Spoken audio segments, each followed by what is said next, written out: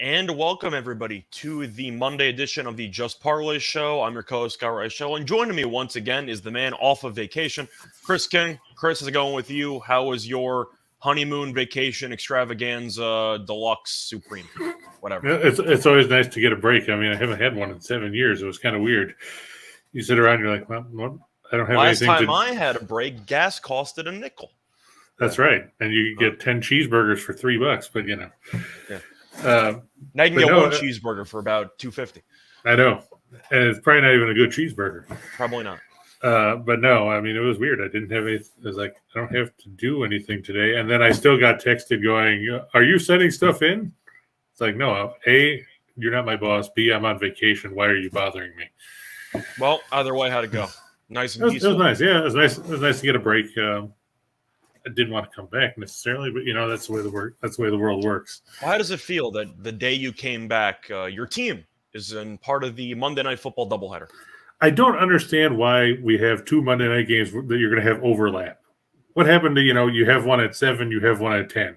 You have the Raider game or like some Seattle game or San Francisco at like 10 o'clock, and you just throw it in there. It was usually the Raiders. The Raiders or the Chargers were usually like the late game in the Right, doubleheader. but I mean, who the hell starts one game at 7 and says, "Oh, yeah, no, we should start the other game at 8:15."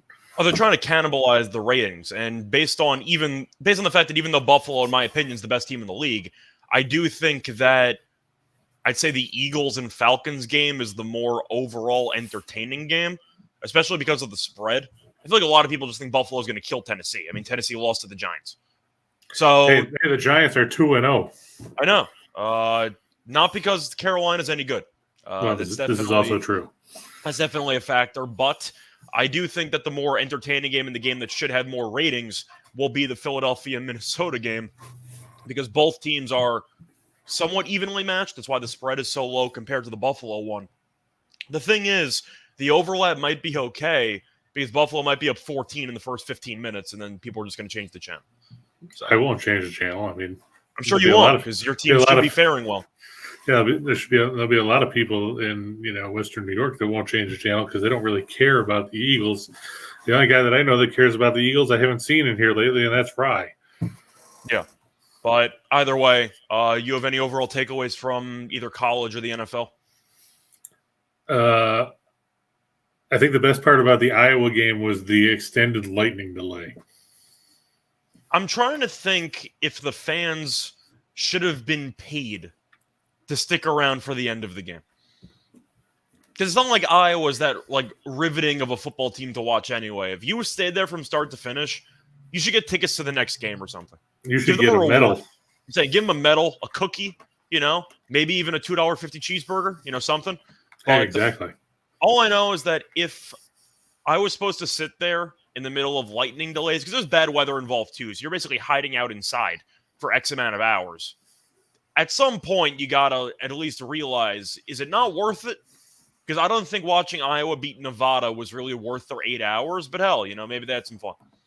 Maybe they didn't have anything else to do. Maybe. It is Iowa, and Field of Dreams was like 30 years ago. So exactly.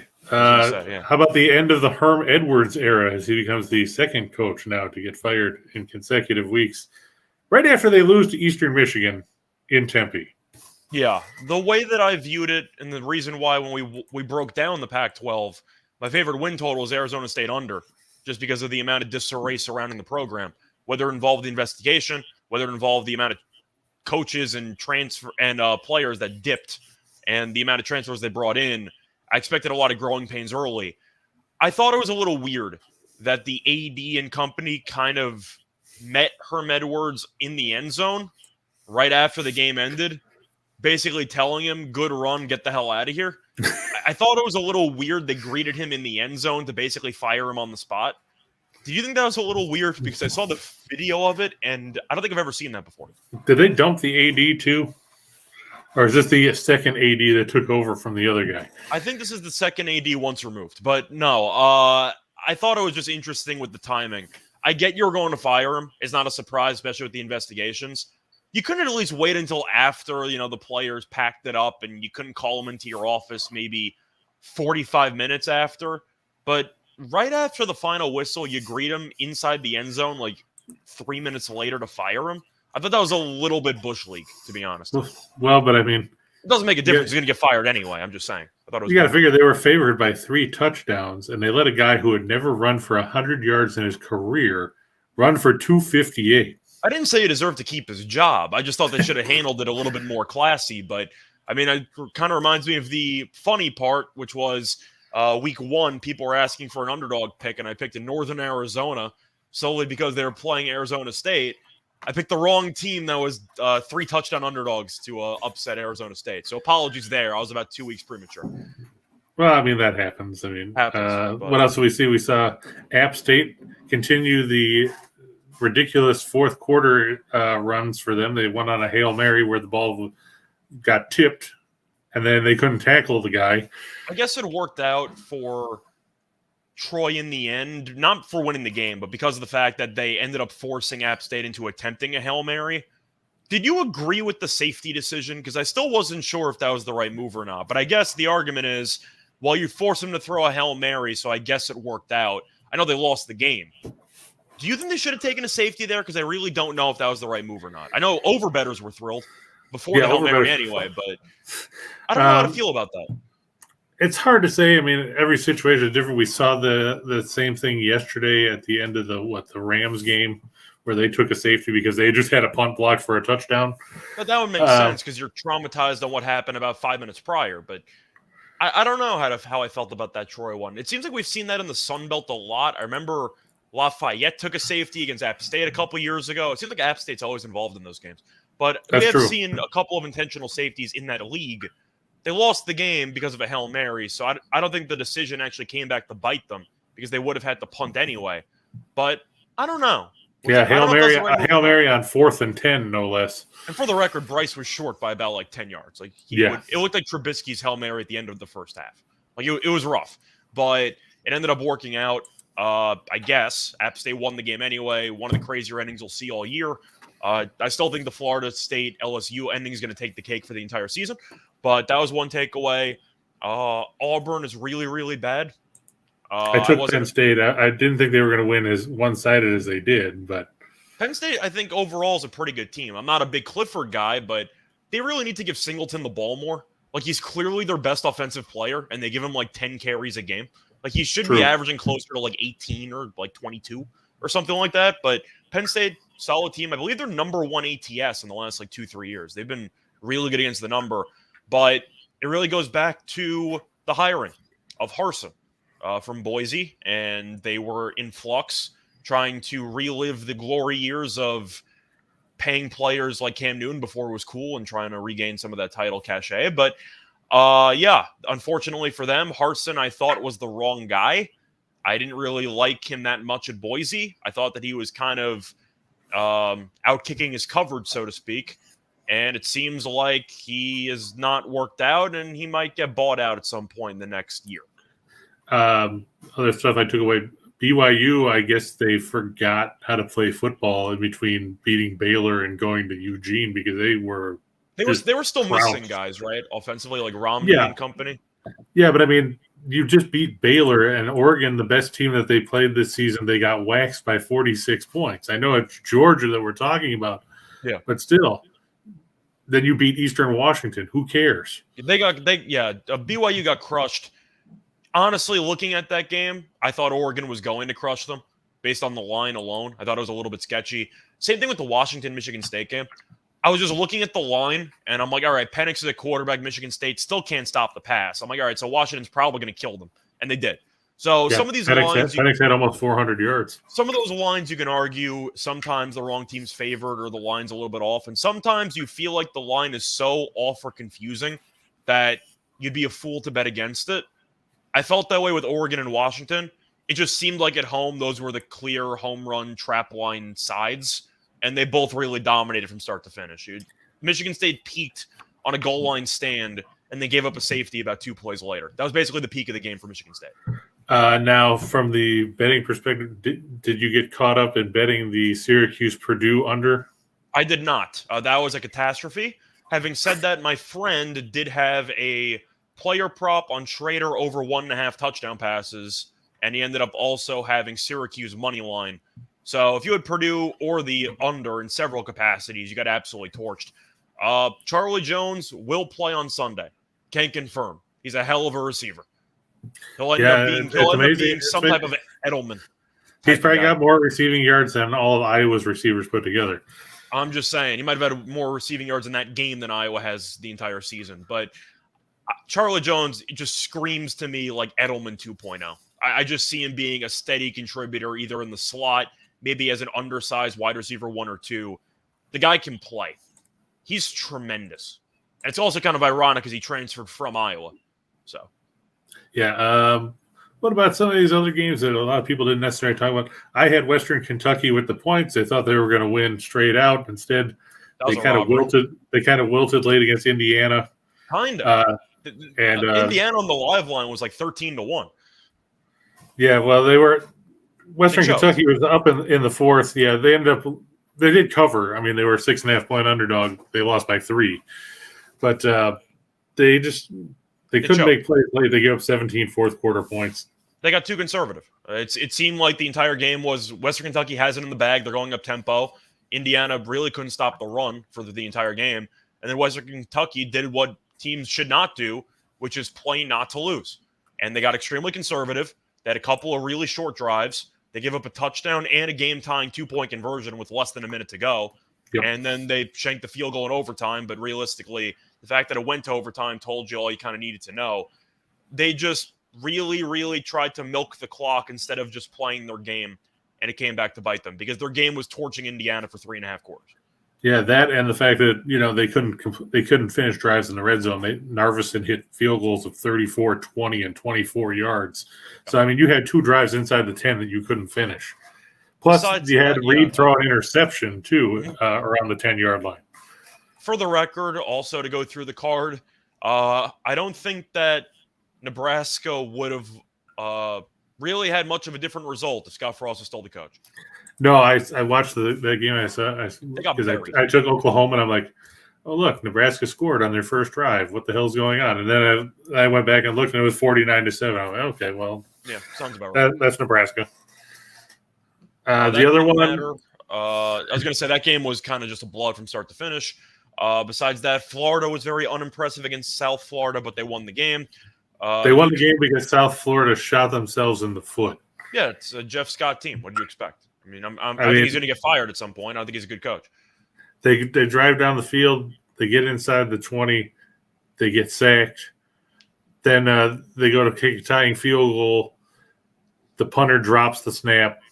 I give credit to the kicker. He managed to muscle it 48 or 49 yards despite the guy not being able to get the snap down. He just pulled it to the right. But, I mean, they gave Florida all they wanted and then some. I was not impressed with Florida. And like I told you the other day, this is the team that beat Utah. Yeah. They beat Florida. They beat South Florida by 3 points when they were favored by, 600 points. I think Utah's got a serious chance to run the table from this point forward. I'm not a fan of San Diego State. I think that team's awful. But Utah's been dominant ever since. And I still think that in conference play, since, of course, Florida's not in their conference, they still have a good chance of going undefeated and playing in the conference title game. Honestly, they should be in the conference title game. But besides that, A&M won in a game that nobody really cared about because the game was hideous to watch. That game was terrible. It was awful. Besides that, USC dominated Fresno. Not surprised. I mean, Fresno's a fun story, but when you have 5-star athletes against 3-star athletes, the 5-star athletes are going to dominate, and that's exactly what happened. Besides that, the Wake Forest game was fun against Liberty. Toledo was a team that I roasted in week 1 after struggling against Long Island, and they gave up 11 touchdowns on 12 drives. Gave up 77 points. I think the fact that Toledo's favored to win the MAC is still laughable. I think they will underachieve once again. They are not a well-coached team. And Ohio State, offensively, when they have everyone healthy, still really, really, really good. A couple other things. What do you make? How long is it before we see Jeff Collins get fired for Georgia Tech? They got 42 to nothing. Debacle, man. I mean, I know Georgia Tech's bad, and that's why a lot of people liked Clemson in week 1. I know it was lucky to even get there because you had the quarterback switch, and he ended up throwing a touchdown late.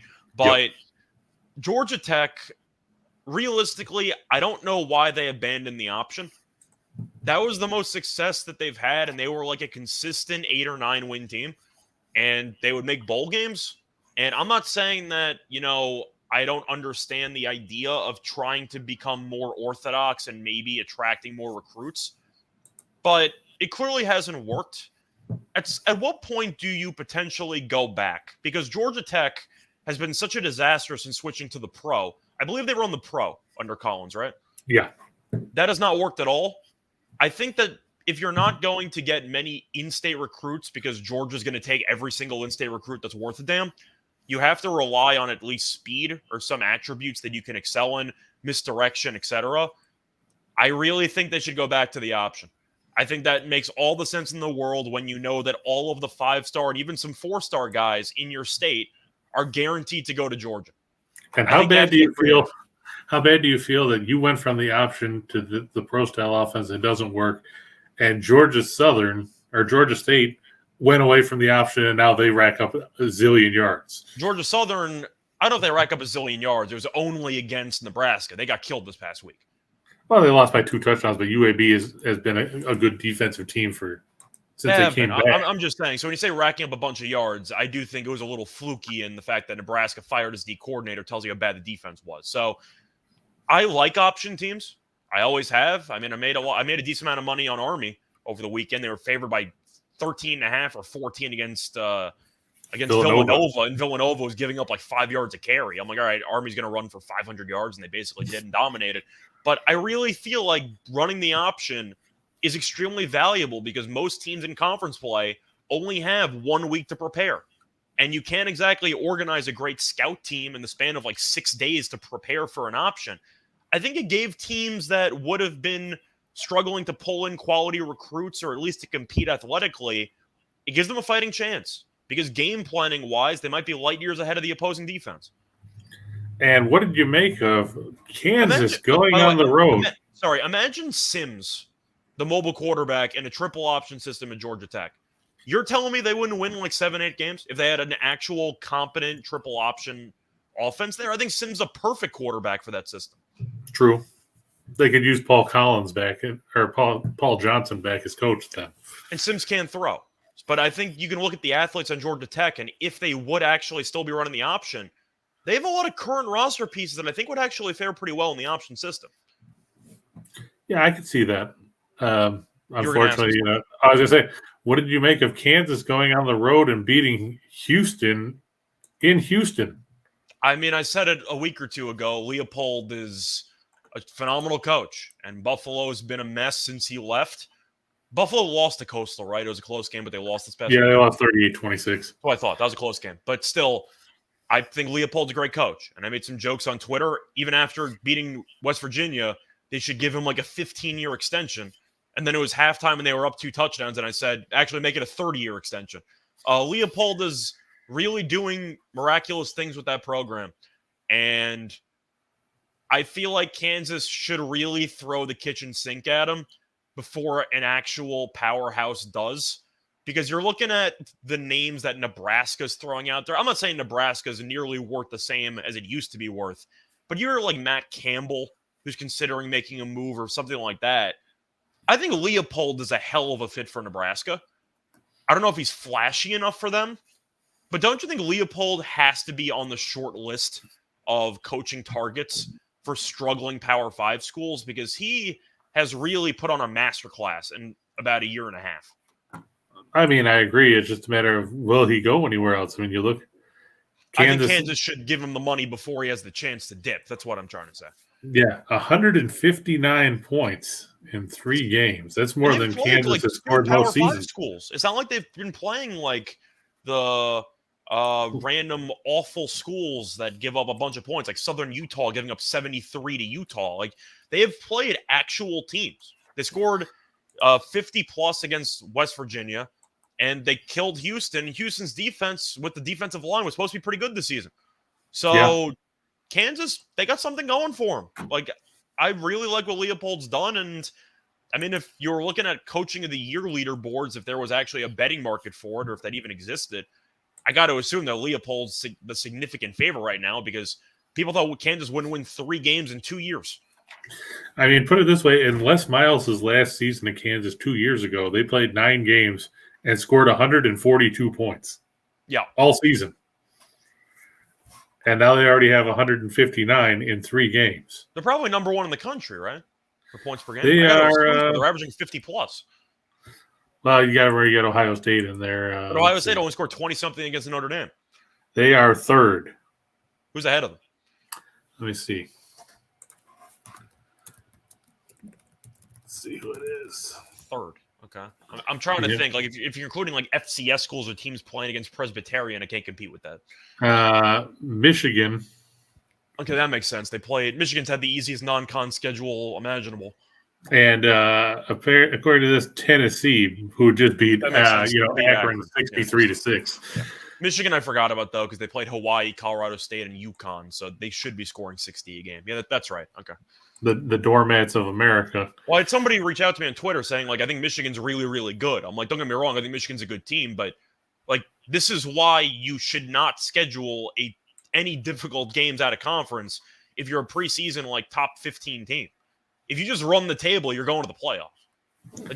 There's not enough. The pros and cons don't even themselves out. There are a lot more cons to scheduling a tough game out of conference than there are pros because Michigan is still going to be a top 5 team. They've won every game by 50. And if they win their games in conference, they're going to go to the playoffs. So why would you even bother? Yeah, as it stands, they've only got 2 games against ranked opponents as of right now. That's Penn State and then, of course, Ohio State in the final week of the season. Do you give Maryland any shot next week? Not really. I mean, that's why you play the games. I guess anything's possible, but I'm not really sold on that Maryland team. Nice win against SMU. I'm used to seeing SMU struggle and choke games away down the stretch, and they get outscored 14-0 in the fourth quarter. They beat Charlotte without Reynolds by 35. Congrats, I guess. They didn't really look good against Buffalo. They scored 31 points. It was a little bit of a slow start for them before they got it going. I think Michigan buries that team.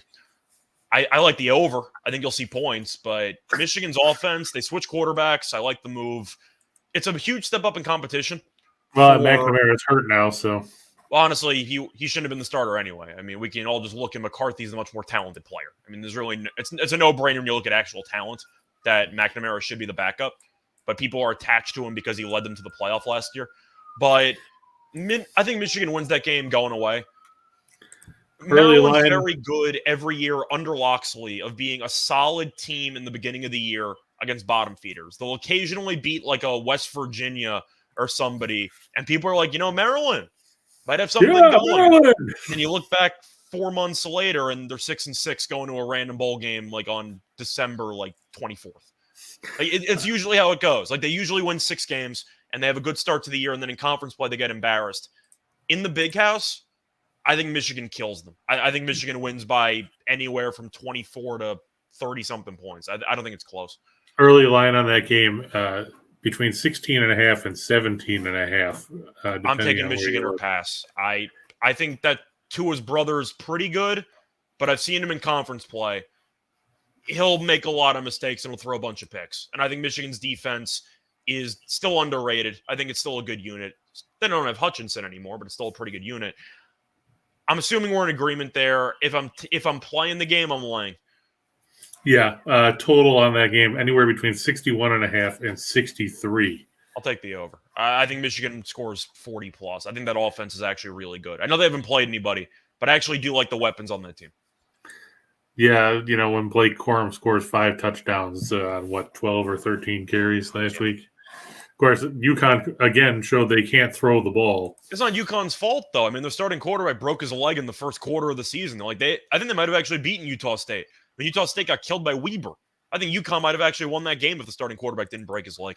Did they lose to Weber? I didn't see that one. That was like 2 weeks ago. Utah State lost to Weber by 28. They got killed at home 35-7. And then the Mountain West commissioner stepped down. I'd probably step down too if my conference champion lost to Weber by 20-something points in a bye game at home.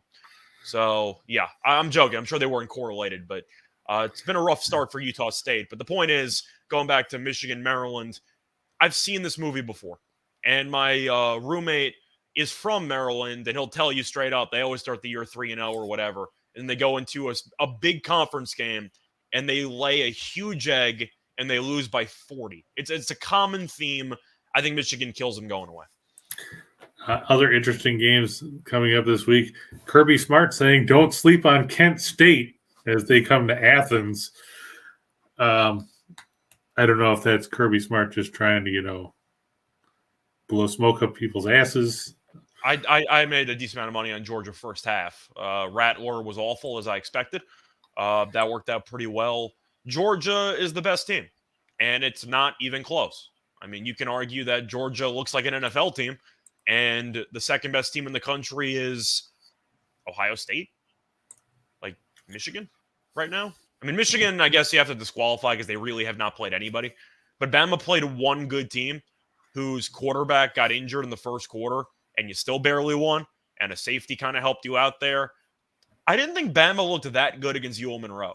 I know they scored 3 touchdowns in about a minute and a half from an offensive touchdown early on, then Young threw a pick, then a defensive touchdown, then a blocked punt touchdown. Bryce Young threw 2 picks against UL Monroe. Like, UL Monroe scored a touchdown against Alabama's starters. Maybe they were bored. I'm just saying, like, I don't think Bama's really that good. And it's not a roast of them because they have to retool every year. They lost so much talent from last year's team. But Bama, I don't think they're better than Ohio State. Do you? I still like Will Anderson. Well, he's a good player, commits too many penalties, but I mean, he's a monster. He's going to end up going somewhere in the top 3, probably 1 or 2 based on talent. But I don't know. I watch Bama and I really just don't find them that impressive. But if you're asking me if I had to rank the best teams right now, Georgia's easily 1. There's no one in the same planet as them right now.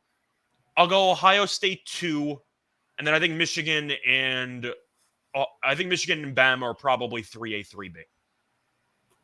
If I had to price it. But I think Ohio State's probably 2. And just looking ahead, also the next week, got a couple of big matchups between ranked teams as conference play gets started. Scott, you've got Clemson going to Wake Forest. Can we stop hearing about DJ Uiagalelei? I think Clemson kills them in that game. Clemson killed them last year, and their offense was broken. I mean, they barely beat Liberty. They barely beat Liberty because of their defense. I don't think you can blame it on their offense. They still scored 37 points. No, I get it. I'm just acknowledging that Liberty is a team that's pretty good, but Wake Forest's defense couldn't get any stops down the stretch. And Clemson, we saw crush this team last year. I think it'll be closer because Clemson's defense isn't as good as advertised, but I do at least think Clemson will win the game by at least 7 points, give or take. I mean, Clemson's defense really just dominated the entire game up front. And the Wake Forest, they've been good, but they haven't been great. And I think they have to be great. And I say Clemson should win by 7+. It's only fitting the spread of 7.5. So the spread's where I think it should be. Then you've got Florida going to Tennessee. I'll take Tennessee in that one.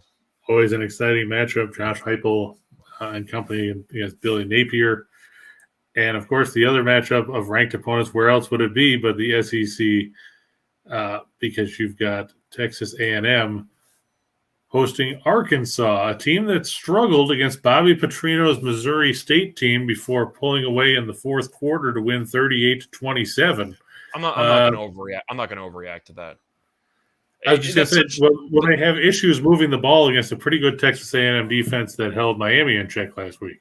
I just think it's a bad scheduling spot for Arkansas for that game. And I know Missouri State's not great. They're an FCS team. They're pretty good, though. But the point is that Arkansas was in a really, really prime spot for a letdown. You play Cincinnati, who was ranked to start the year at home. Then you play your first conference game of the year for some reason in week 2. Then you play Missouri State. Then you have a road game in College Station. It was really a perfect letdown spot for Arkansas. I'm not going to overreact to it at all. I'm sure they were game planning for A&M for the past 2 weeks. So it's one of those prime spots. And you mentioned Arkansas had a hard time moving the ball early on. A&M couldn't move the ball against Appalachian State, and they switched quarterbacks, and they still couldn't score against Miami. I'll tell you what, I understand that A&M's favored because they're at home. I'm not taking A&M. They might win the game. I'm not taking them. But when it comes to Arkansas evaluating their weekend, I'm not going to overreact to it. I think it was just a great scheduling spot of SEC team, random FCS opponent, SEC team on the road. I'm not going to read into it. I think Arkansas was already game planning for A&M. And now you've got in the other marquee matchup, probably one of the bigger matchups in the Big Ten. Your alma mater coming off the impressive homecoming win over everybody's favorite doormat, New Mexico State, now gets to go to Columbus. Yeah, I'm really, really looking forward to that game. I'm sure you can tell from my face how thrilled I am to see Ohio State score 60 points. Yeah, Ohio State laying whatever number you want. They're going to kill this team. It's not going to be close. What are they even laying in that game? If I had to guess, I don't even know the number. I'm going to guess. I'm going to go 23.5. 17.5 to 18.5, depending on Way too low. Way too low. All day.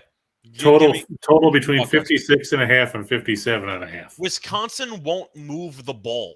They have a really, really good running back in Allen, who's an absolute monster. Mertz can't throw. It's in Columbus. They just scored 77 against Toledo. I know Toledo's not whatever, but they're for a MAC team. Their defense is okay. If Ohio State scores 35 points, they'll probably cover, because I'm not sure if Wisconsin's going to even reach 20. Ohio State going away. They're going to kill this team. To support your claim, Wisconsin 1-5 against the spread in their last 6 after a straight-up win by at least 20 points. They're going to get buried. I'm and they're 0-5-1 against the spread in the last 6 in Columbus. They scored 14 points against Washington State. They're going to get killed. So, no, I'm not excited. Maybe as a gambler, I'll be excited. But to transition over to the NFL, I know we're already half an hour in, so we're not going to spend too much time, but there are a lot of crazy finishes. Starting off, actually, I'll let you pick. Which game do you want to start off with? Because there's 2 that really jump off the page for me, and I'm curious if you're going to bring them up first or not.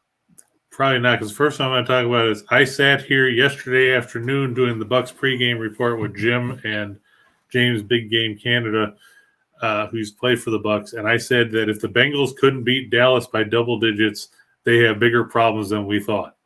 And guess what? The Bengals have bigger problems than we thought. They spent all that money.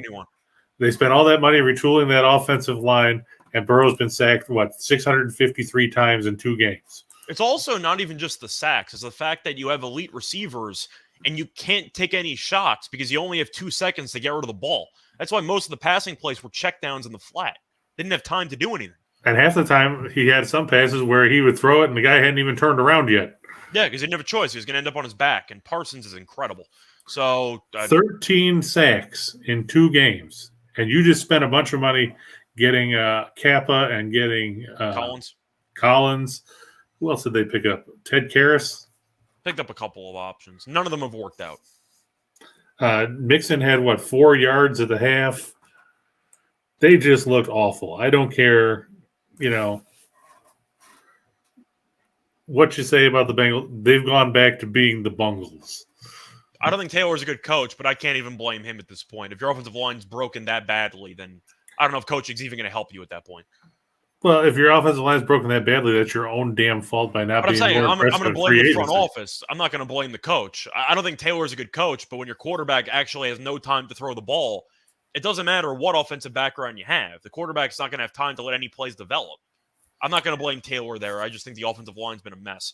So we'll see what happens moving forward. But the 2 games I did want to talk about were the 2 very, very fun finishes. You had 3 fun finishes. The Jets game is just hilarious in itself. I'm actually not even going to talk about that one. I am, because this was the teams that had a lead of at least 13 points in the last 2 minutes of a game had gone 2,229-0 in the last 2,229 such instances. Do you know the last team to blow a lead of that margin in the last 2 minutes of a game was? It was the Browns. Oh, I was going to guess the Falcons against the Cowboys. No, it was the Browns. It would have been that helicopter onside kick from a year or 2 ago. That would have been my guess. Nope, it was the Browns in 2001. Okay. That actually sounds kind of fitting. But I said going into the year, if you had Jets team total over, you wanted Flacco to start games for you. There you go. I think Flacco's still got something in the tank, and I don't think Zach Wilson's very good. So if you're a Jets win total over guy, Flacco's your boy. You might want to buy a jersey because he's going to be the only reason why you potentially get over. The only question is if Wilson actually comes back in 2-3 weeks. And let's just say, hypothetically speaking, the Jets are 2-2. Now, I don't know if they're actually going to win one of their next 2 games, but just enjoy this experiment with me, or this exercise with me. Hey, why not? They play the Bengals and the Steelers. Okay, let's say they go 2-2, and Wilson's ready to go. Do you tell Wilson to get lost? Like, I'm not even joking. Like, do you just keep riding Flacco? 2-2? I mean, Jets haven't been 2-2 since, I don't know, the 10-6 Fitzpatrick year. Do you just let Flacco just keep cooking? Like, I don't know. It's an interesting conversation. I mean, they could. I don't know how well that would go over with the front office since they, Front office also wants to win games. Like, I get the idea is, he's a rookie quarterback. You want to give him some time. I thought Flacco looked good. He looked good in camp as well. He looked awful in week 1 before garbage time, but, whatever. That's going to happen. Still, I think Flacco right now is a much better quarterback than Zach Wilson. And I don't think that has to do with playing time. I just think Flacco is actually pretty good for a journeyman veteran at this stage in his career. I want to know how Cleveland gives up a 66-yard touchdown, then can't recover an onside kick, and lets the Jets drive the field despite not having any timeouts. And you're also talking about young players. Garrett Wilson looked really good with Flacco. He became the first Jet in franchise history to be a rookie to record 100-plus yards and 2 touchdowns. I think Flacco looks good. And the Jets hung around with the Ravens last week. I mean, they were struggling a lot offensively before garbage time, but they only gave up 13 first downs to the Ravens. Like, that Jets team isn't a good team. They're kind of frisky. I think Atlanta's the friskiest bad team in the league. I think Atlanta's just a very entertaining team that's going to lose games because Smith's a terrible coach. But the Jets play hard, and that counts for something. But I want to know why they're not giving Breece Hall more carries because he was only on the field for, 17 snaps. I was going to say, though, he did make the most of those snaps. He had his first career touchdown. But we'll see if Hall gets more touches moving forward. I thought he looked good as a whole. But I do want to talk about the 2 games that were on the top of my list. We got the Tua game. Speaking of week 1 Jets opponents against the Ravens. I'm not going to lie. My play of the day for YouTube was the under in that game. Not good. Not good when the first play is an 103-yard kick return touchdown. But the Dolphins' defense was awful. Then the Ravens' defense was awful. And I roasted Tua in the first half on Twitter. He threw a second interception, that deep pass that was basically to nobody at the end of the first half. Yep. And I basically said, all right, Tua, you're not very good. And then he went for 6 touchdowns and basically 500 yards. And people were like, it's not too late to take it back. I still don't like Tua that much. Like, I understand he had a great game. Are we sure? How much of it is Tua being great and how much of it is Baltimore secondary being a disaster? Because I think you can argue it's both. I'm not going to roast Tua for having 6 touchdowns. He had a great game. I'm not going to take that away from him. But I know what I've seen for 3 years. I chalk it up to this, and that is simply all prevent defense does is prevent you from winning. And that's what Baltimore did. They went into that stupid prevent defense. They gave up too many big plays. You can't give up, touchdown drives of 3 and 5 plays when you're up by 3 scores. They went prevent and they still got burned. Like, Hill had like a 70-whatever-yard touchdown. Waddle had another huge catch for 60-something yards. If you're running prevent, then how do you still get burned over the top? Like, I don't understand how that worked out. But whatever, I was dead wrong on that game. But props to Tua. Very nice job winning the game. I'm a big Harbaugh fan as a coach. That was a disaster in that fourth quarter. That was inexcusable from top to bottom. You cannot lose that game up 21 in the fourth quarter at home. That cannot happen. True. So that was one game I want to talk about. I'm still pumping the brakes on Tua. If he has another huge game, then I'll potentially admit I was wrong. I don't even think JR – I'm kind of with JR. I don't think they were in prevent. I just think they kept getting burned over the top. They played piss-poor defense. They should have played prevent. They were in the mentality of, we can give up stuff, and then they just gave up over the top anyway. Yeah, but I'm not sure if they were playing prevent. I think the issue was they had injured corners with Humphrey and Peters, and they just decided to not go prevent, and they let them get burned by healthy and fast wide receivers. That's kind of how I saw the game going. Humphrey played, couldn't really move that much, and then Peters ended up playing. I think my main issue was I underestimated how seriously hurt Humphreys was because he basically did nothing the entire game. And I was kind of hoping Humphrey would at least take away Hill, etc. That didn't happen. But I'll wait and see how it goes. Tua still looked like the quarterback I thought he was for 3 quarters. In the fourth quarter, he exploded. So I'm not going to fully overreact, but I will acknowledge Tua had a hell of a comeback. Yeah, but I mean, the sun shines on the dog's ass some days. I mean, let's be honest. Yeah, but either way, Steen confirming they were not playing prevent. I think the point is we're trying to say is they probably should have, because Baltimore's corners were actually just dead in the third quarter. They couldn't cover anyone. They were completely injured, and Tua took advantage. And it seemed like Baltimore didn't adjust accordingly to the health of their personnel, and that was an issue. But that was one takeaway. It was Baltimore's massive choke job, and Waddle and Hill becoming the first teammates in league history to each go for like 10 catches, 150 yards in the same game, which was absurd. Let's not forget that Baltimore shot themselves in the foot early, too, because they had that drive in the first quarter. They had the fumble at the 1 yard line. And where they ran for, 11 minutes. Had the drive for 11 minutes. It got reviewed on 3rd and goal. Then he fumbled on 4th and goal. So you took points away from yourself right there. But then, you turned it over on downs. Well, it's also the offense in the second half. Like, it's one thing if your defense is going to implode and Miami's going to have a bunch of touchdowns. Baltimore, you're built to run out the clock. You've been a run-first team. You've led the league in rushing like each of the last 3 years. You really couldn't drain any time off the clock in that fourth quarter.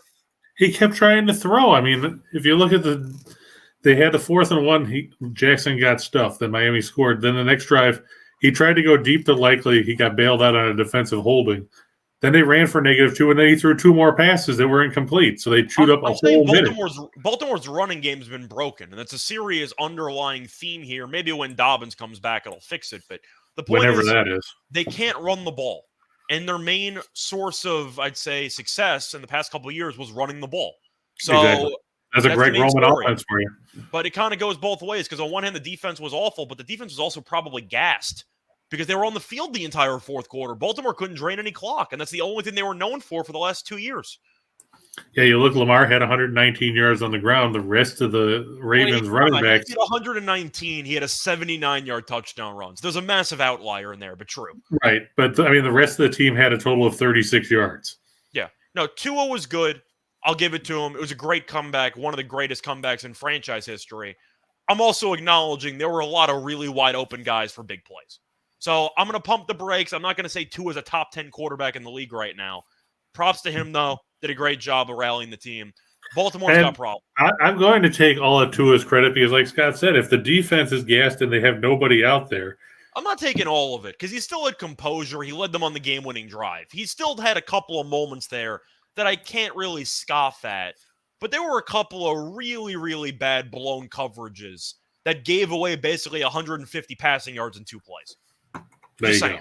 That also was a factor. So I got to at least try to be fair on both sides. But either way, the other game I wanted to talk about, that was the first game because of how crazy it was. The second game is going to be the big choke job of the late game. Josh McDaniels. Do I have to really say any more?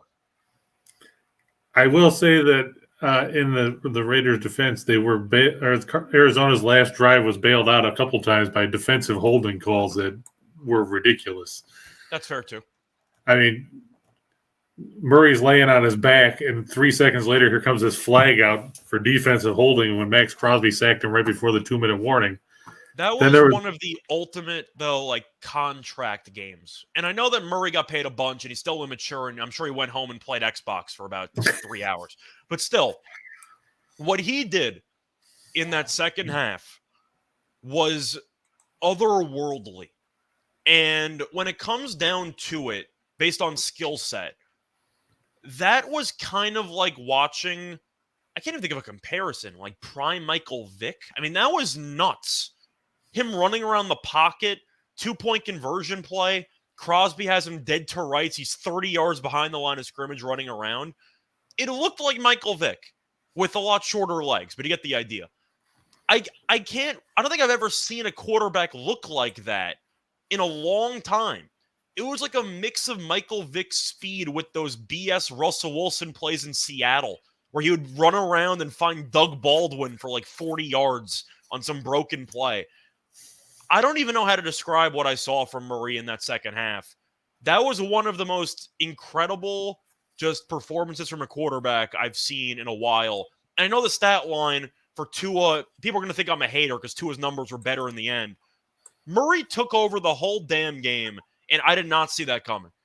And with Hopkins being out, with Moore being out, all those weapons being unavailable, Murray was basically flawless for the final 30 minutes and change. It was incredible to witness. That was something else. Well, I mean, like I said, it always helps when you get some breaks from the officials because, like I said, on the Raiders' defense is bad too. I'm not saying that. Of course, when you have a comeback, you're down 20-0 at the half. You're going to need some breaks to go your way. But Murray was incredible. Like I mean, can't understate just how good he was. On that last drive alone, I think they got called for 2 or 3 defensive holding calls. The two two-point conversions are insane. The first one running around. The second one, I can't believe they took a false start, which tells you how bad Kingsbury is. They take a false start for the game-tying 2-point conversion. That throw it was a delay of game. They couldn't get. They never got false start. Delay of game. That's what I meant. Yeah, that's why I blame Kingsbury. It was delay of game. Yeah, that's right. So that's inexcusable from a coaching perspective. That throw to AJ Green was so perfect. I just think Murray in that second half, it's difficult to find a quarterback play better. But let me ask you this: if the Raiders don't fumble the ball and have it run back for a touchdown, and they score and win in overtime, the last play you remember from Kyler Murray is 4th and 1, throwing the ball nowhere near Hollywood Brown. But what do you mean nowhere near Hollywood Brown? Well, he didn't come up. But why do you go deep on 4th and 1? That's a separate concern. But it was a perfect throw. Brown had the ball. He just got clocked by the safety. I still can't believe that they even called the passing play for 20-something yards. But Brown was wide open. It was a good throw. He just got clocked by the safety. But at the end of the day, it was just a situation where Josh McDaniels was an underwhelming head coach in Denver. Then he took time off to become an offensive coordinator to relearn how to be a head coach. And he's literally the same guy that he was before he took the time off. He's not a good head coach. And the Raiders are going to find that out the hard way. They kind of found it out the hard way. I can't believe they lost that game. But no, the overtime pass on 4th and 1, it was a perfect throw. He just got caught. I was also disappointed that they didn't really go and target Devontae Adams. He only had 2 catches for 12 yards. They scored 20 points in the first half against a defense that gave up basically whatever it wanted to Kansas City. And the Raiders just flipped it into autopilot.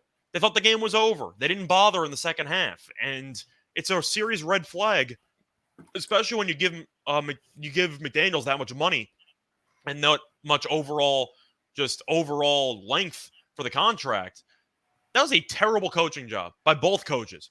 Kingsbury taking a delay of game on a game-tying 2-point conversion is a fireable offense. That is actually inexcusable on any level. Then you had Hackett's whole adventure with the Texans over yesterday, but I'm not even going to go there because they won the game. But Murray was phenomenal. That is probably the best I'll ever see Murray play in a 30-minute sample size. He really could not have played any better for that entire 30-minute period. That was unbelievable in the second half. Jim asked who was the winner of the fight between Evans and Lattimore. Lattimore, because Evans got suspended. That's what I was going to say. But I still don't even know if Lattimore should have been suspended. I mean, should have been ejected. But Evans, that was a cheap shot. I mean, yeah, whatever. Anyway, that's kind of going to do it for the weekend recap. Not really much more to add there. Yeah, besides that, you ready to move on for the plays for today? Yeah, sure. Let's do it. Actually, before we actually get into that, while you pull that up, I do want to get, take out some of the housekeeping here. Brought to you by our sponsors over at Caesars. They have a great deal for first-time users. Get up to $1,250 of free bet insurance. Download the app today. Always check your state's age limits. Plus, as we always say, bet responsibly. Plus, my co-host here still has premium plays if you want extra plays there. I know he's been crushing it on the parlays all year long. Get his best premium bets every day. Check the link in the show box down below. Plus, check out both Picks and Parlays and Winners and Winers website and the YouTube channels for free picks every day. Besides that, though, that's kind of the housekeeping portion. Chris, let's get the show on the road. Let's do it. All right. We're going to start with the Braves over the Nationals. I know those numbers are ugly, but let's face it, it's a pretty light baseball schedule today, so there's not a whole lot of entertaining games to talk about. It's Kyle Wright against Corey Abbott. Anything you want to say about Corey Abbott and his defense, Scott? His numbers are better than you'd think, but they're still not good. Is that a fair way to sum it up? Like, you'd assume Abbott has an ERA of like 7. It's like randomly in the 4s. Like, it's actually not terrible, but he doesn't give you any length, and he's still not very good. But Wright, he had one bad start recently. Besides that, he's been great. He's near that the stupid NL. start against Oakland, wasn't it? Yeah, he's near the NL lead in wins. So he's been getting a lot of run support. He's been good all year long. I can't really say no. The Nationals have been a train wreck, and the Braves still fighting for that division title with the Mets. So every game matters, and when you have a bottom feeder that you have to take care of, and the team's actually playing for something, you kind of blindly expect Atlanta to take out the trash at home. Take out the trash. They are 50-25 at home. 25. You can't go wrong with a number like that. Just saying, like that's an insane win percentage. Then I've got Freddie Freeman going over 1.5 total bases. Somehow he's at plus money. He's had 27 total bases in his last 10 games. In 7 of them, he's had at least 2. He's trying to put together a last-minute MVP push. He's not going to win, but I'll give Freeman props. He's been having a hell of a season. This one flies a little bit in the face of the mentality of not starting a guy or bagging a guy coming off the DL. But can you really trust Milwaukee, Scott? Milwaukee's randomly been hitting lately. I don't know why, but they've randomly been okay at the plate. It's a very, very entertaining series, and I'm sure most people will be watching football. If you want really just the creme de la creme, so to speak, of today's baseball card, you got to try to watch Scherzer against Burns. I mean, that is just, you don't get much better than that besides DeGrom Burns. This is pretty close to, like, what, the second or third best pitching matchup you could have gotten? Probably. I mean, I feel like I'm looking at all the guys that are hurt for Milwaukee. Who do they have left to pitch? Peralta's on the DL. Lauer's on the DL. Rogers blew a save on Friday night. They won the game anyway, but they still use Williams in the setup role. Rogers isn't a good closer. If Burns only gives them 6, which is reasonable, you might see the bullpen struggle down the stretch. I mean, who's gonna start these other games? I mean, they started, George Costanza yesterday. Surprisingly, he actually looked about as good as Garrett Cole did. But at least Cole went 5. That's not a compliment to Garrett Cole, but the total for this game, I think, has gone down to 6.5. George is getting upset. It's supposed to be the sum of George. He just couldn't pitch. It was the Kung Pao. They got to get those wool jerseys. That's by the way, if you don't get that joke, Jason Alexander is the name of the actor that played George Costanza in Seinfeld, in case that went over some people's heads. Are we good on the run line with Atlanta? Yeah. I mean, if you really want to really push the envelope at minus 2.5, I think it's plus 105. I was going to say, I mean, we're not just going to come on here and give out a minus 325 and tell you to not consider playing the run line. Like, no, I think Atlanta should kill them. Yeah. And I'm going to take the Bills over the Titans. I know I saw AJ's and I saw Bill was talking about how Henry runs pretty well against Buffalo, but this is a different Buffalo defense for one. And it's two, Henry did not look good last week against the Giants. No, he looked really, really bad. And that was one of my takeaways from the late games in week 1. For some reason, Giants-Titans was at 4 o'clock. I still didn't understand that one. But either way, it was a marquee matchup. He looks slow. And I can't say I'm surprised when you have a serious leg injury and you have that much mileage on you already, since he's walking into 300-plus carries every year. But still, I have to be concerned because we know the shelf life for running backs is not that long. And Henry's always also been a bit of a late starter. You look at most of his seasons, he usually struggles in September, and then he picks it up in either October or November, and he has a bunch of 200-yard games. But I have serious problems with Tennessee, especially if Henry's not going to look sharp, because they don't have any weapons that I like in the receiving core, and I'm still not sold on Tannehill. So I think the Bills kill him tonight, especially first home game. Yeah, the other thing is, too, Dontrell Hilliard won't be playing. He scored both the touchdowns for Tennessee last week. He's out with a hamstring. So He who was are the you best going to? looking running back on the team last week with Henry on the roster. So I'm just trying to think who's the next man up for them. Is that Haskins? Well, if you want props, I know he's questionable. I'm a big fan of Phillips tonight for Tennessee. Big fan of him at UCLA as well, but I think that his numbers were too low. It was like 2.5 receptions. The over was minus 150, and the yards were like 27.5. I know he's banged up, but Tennessee might also be trailing by a bunch and they have to throw. I think Phillips will probably have a good game tonight. If you want to go for a prop, I think his numbers are too low. I think he went like, what do you have, 6 catches for 66 in week 1? Yeah. I think those numbers are too low for Phillips especially. I mean, at some point they're going to have to develop some chemistry with Robert Woods or Burks because, I mean, otherwise, I mean, it's not going to work. And the weird part for the Giants last week was they had that 3rd and 1 and they tried to run the ball with Okonkwo. Why are you trying to run a jet sweep with your 3rd string tight end in a close game? Makes no sense to me whatsoever. And the other thing with Tennessee is Christian Fulton won't play, so that's their top corner. So you've got McCreary, who's a rookie, and then maybe Caleb Farley or Chris Jackson on the other side. It's also a good revenge game. We know the Bills lost on that 4th and goal or 4th and 1 QB sneak fiasco on Monday night last year. I'm sure the Bills had this game circled, especially since they probably should have won the game last year. But with Henry looking below 100%, with them not having A.J. Brown, they don't have any weapons, and the defense I think is fine. I don't think it's an amazing unit, but it's fine. I still think Buffalo's the best team in the league, and they played on Thursday, and they had an extra couple days off, including the Monday night games. They have an extra day in general because of Monday night. It's a phenomenal scheduling spot for the Bills. Are you concerned with Tennessee at all that Harold Landry's hurt and won't play this year? I mean, because outside of Simmons, I mean, who else? Don't have any pass rushing at all.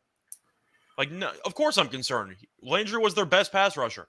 I don't think Tennessee is a good team. Do you think Bud Dupree has anything left? He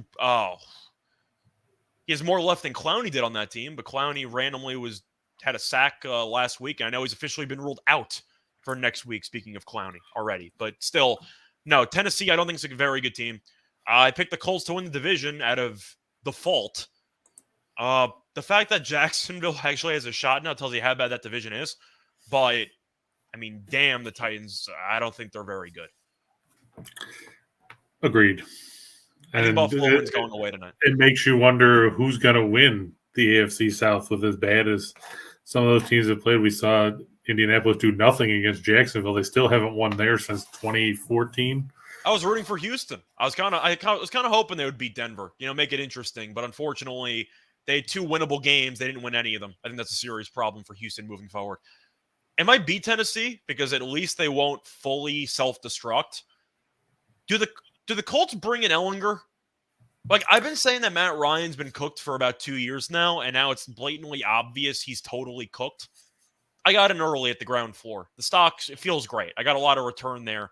A lot of credit default swaps on Matt Ryan's career. But I am curious at what point do you realize he doesn't have anything left and you got to switch. Now, it wasn't totally his fault because they know Pittman, they had no weapons, but yeah, no Pittman, no Pierce. So bad out there. Like, does Ellinger get some starting spots because he can actually move? I got to assume they're going to switch at some point. I guess it'll depend on how things play out in the next couple of weeks. I mean, but I saw somebody posted about that the other day too. It just seems like Indianapolis keeps recycling, washed up quarterbacks. That's what I said. That was me on Twitter. That was you? Yeah, that was me. I said next year they're in line to start Brian Hoyer. At least he's still in the league.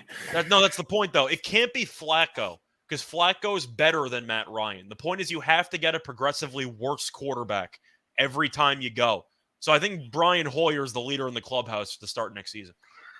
Well, by that token, though, you'd be saying that, Jacoby Brissett was better than Carson Wentz. What's Josh McCown up to? I could see him starting next year. Ryan Fitzpatrick out of retirement. The Colts are going to keep getting older at quarterback, and they're going to keep getting worse. But the Colts are a train wreck offensively. Maybe they can get Tom Brady. They always lose to Jacksonville. They haven't won there, I believe, in 8 tries now. But you got shut out by the Jaguars. You got shut out. You couldn't score. Like, really? Yeah, it was That's brutal. inexcusable. It was brutal. I watched part of that game and said, wow, this really sucks. It was a mess. But anyway, to go back to the forward for the show. Yeah, I'm going to take the Orioles over the Tigers. It's Tyler Wells against Tyler Alexander in a battle of Tylers. I just don't trust the Tigers. They don't score any runs. I mean, let's face it, they're very weak offensively.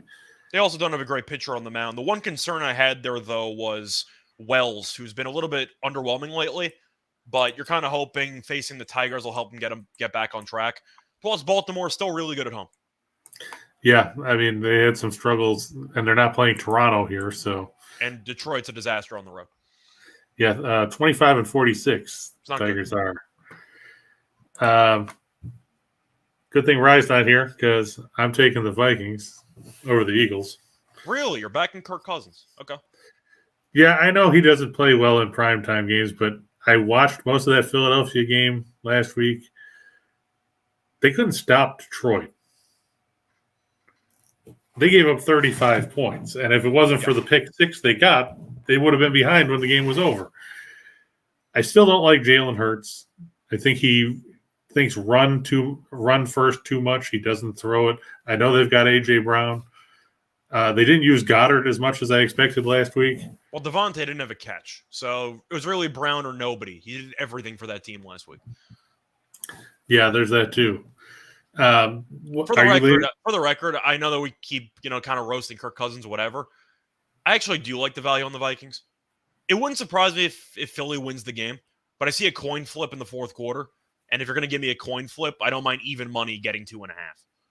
Yeah, I could see them winning outright. I just like the way Minnesota looked against Green Bay. They made the Packers one-dimensional, and they moved the ball really well. And the good part is, that ties into the next one, the Eagles are going to have to double cover Justin Jefferson, aren't they? I got to assume so. They're not going to be like Green Bay and just leave him wide open in the middle of the field. The thing is, I know it makes sense why you have Thielen on there. Am I wrong for thinking he might be washed? He's had so many injuries over the years to his legs, and we saw him. He was still a red zone threat last year, but the yardage and the overall receptions were down. I'm not sure how much he actually has left. And I know that it's not a huge talking point because that involves talking about the Minnesota Vikings second wide receiver on the depth chart. I think Thielen's been cooked for maybe like a year. It doesn't seem like the explosiveness on the route running is there anymore. Have you noticed the same thing? Yeah, I'm just thinking that even if they use him more as a possession receiver in this situation. That's what they should do. I'm just saying it seems like the crispness with Thielen's routes are pretty much long gone at this point, at least from what I've seen on film. Yeah, I know. I like that they moved him around again last week, though, because he did come out of the slot and stuff, too. So maybe they're going to try to transition him now that they've got Jefferson who can, stretch the field, and Osborne's a good field stretcher. And maybe look into Irv Smith. Try to find some trickle-down options if you think they triple cover Jefferson. Smith might be an option. Yeah, provided, Irv Smith's another guy that can't stay healthy either. That's correct. But as of right now, you're hoping they wrap him in bubble wrap before the game and he can go out there. So we'll see. But, by the way, Nathan, the Tigers are 3-0 against the Orioles, but all 3 games were at home. And they've won the last 7 dating back to last year, but. Yeah, but once again, the 3 games this year were in Detroit, and Detroit's terrible on the road. So, different factor there. But to go back to your thing, I get it. I understand the angle.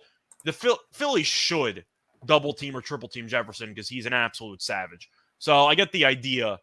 I'm just not sure how much I need Thielen to catch some passes for my fantasy league team. So, okay, there's fair that enough. too. Is your matchup still in flux? Yes. Okay.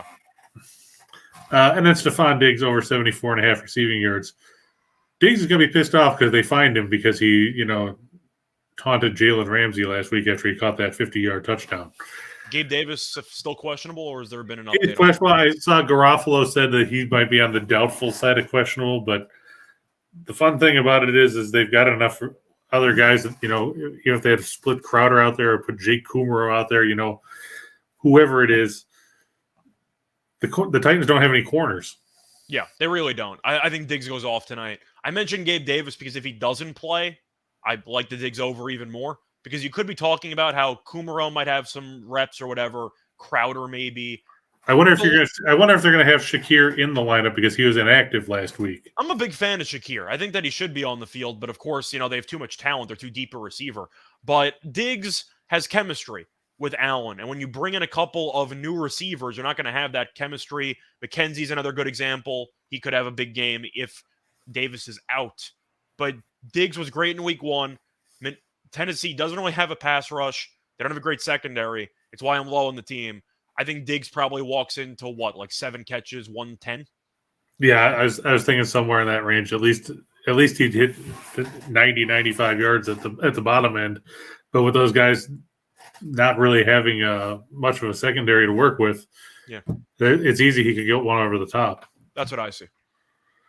And that takes us to the shot in the dark. Yeah, AJ's mentioned McKenzie as well. Yeah. So, Scott, explain to me why Jordan Alvarez is still plus money. I can't explain it to you when it's been this way for 4 months. Do you know in his last 9 games he has 40 total bases?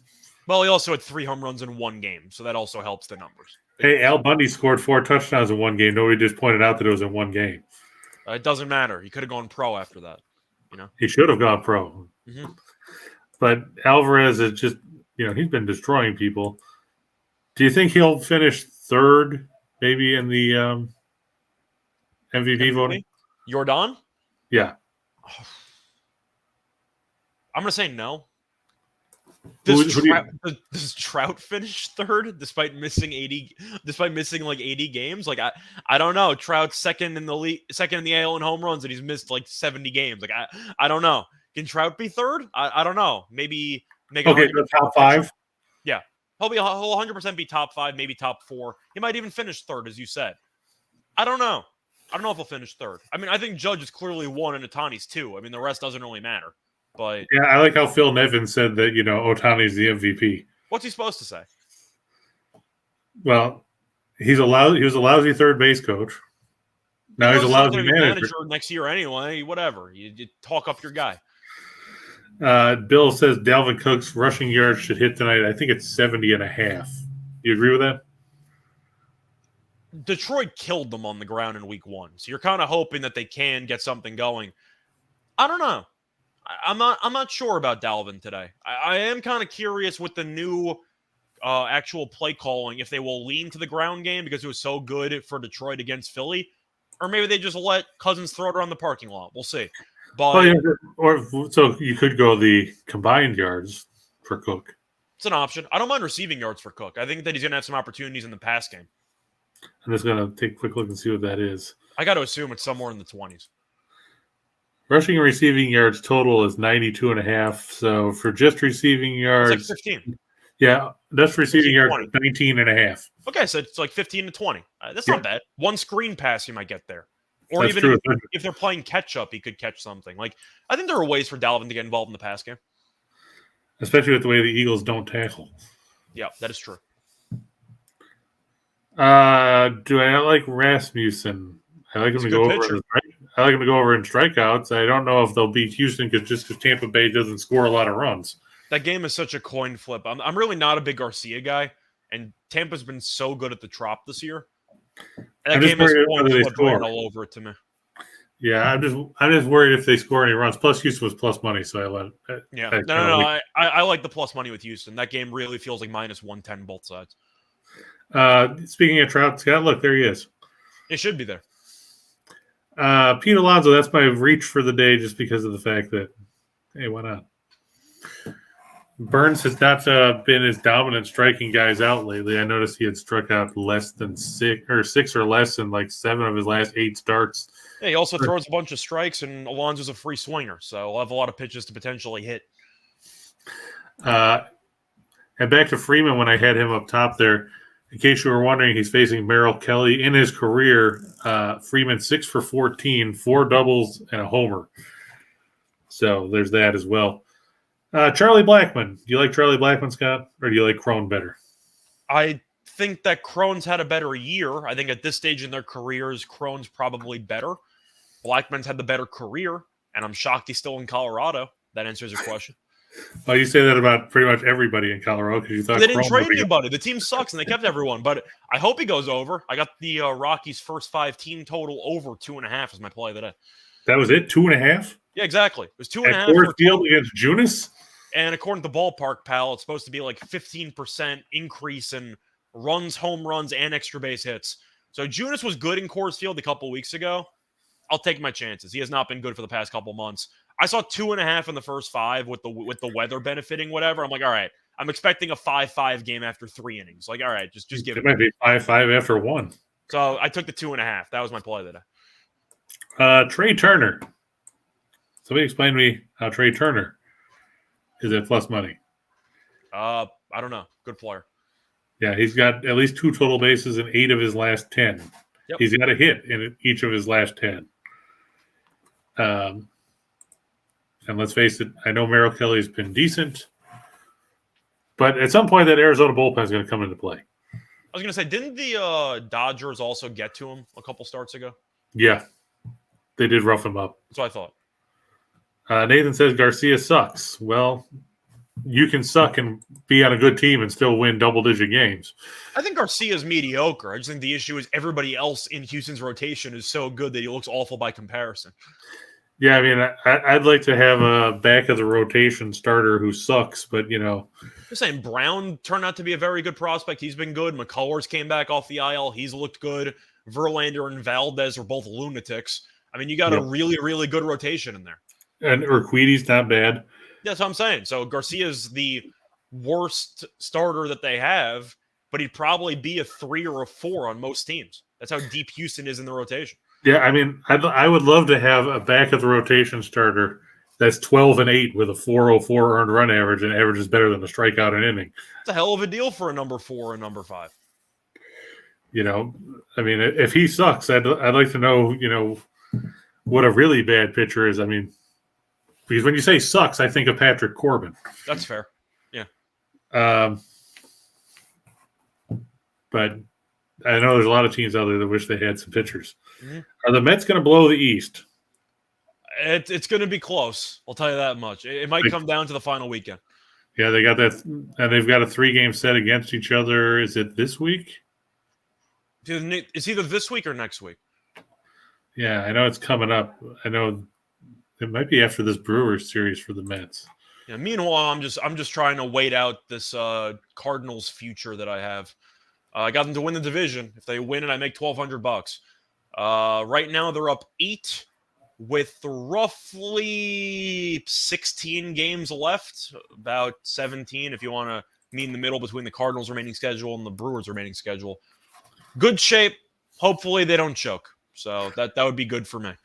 Yeah, well, you know, they're not the Phillies, so you don't have to worry too much about that, I wouldn't imagine. Yeah, 8-game lead. The magic number is 8. Yep, I need it. Scherzer, I'm going to look to go over 6.5 strikeouts. I know Scott said Milwaukee's been hitting a bit lately, but I still can't trust them. It's fair. Suarez over 4.5 strikeouts for the Angels. Hey, they've beaten the Mariners 3 straight games. What the hell's going on? They're feeling it. Julio Rodriguez missed the last 2. He's questionable today. I don't know if he's in the lineup. Yeah, Seattle apparently swept the Guardians and decided, you know what, we made the playoffs. And unfortunately for them, they haven't made the playoffs yet. Actually, they won 2 out of 3 against Atlanta. And then after that, they kind of kicked it into autopilot because they're 1-4 since.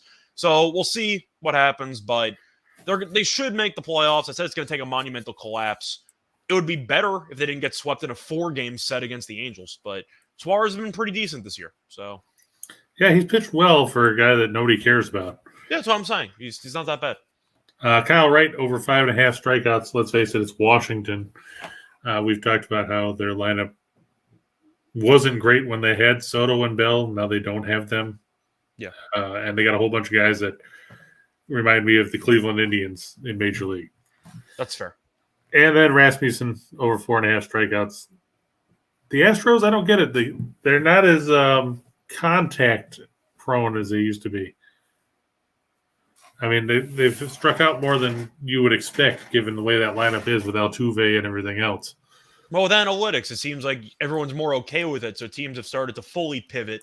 And yet, I've never really been a big fan of that. I like making contact. I'm not saying that I don't understand the importance of home runs, but it seems like as home runs have continued to really become the end-all be-all of MLB hitting, teams who used to be mainly contact guys have started to sacrifice contact for power.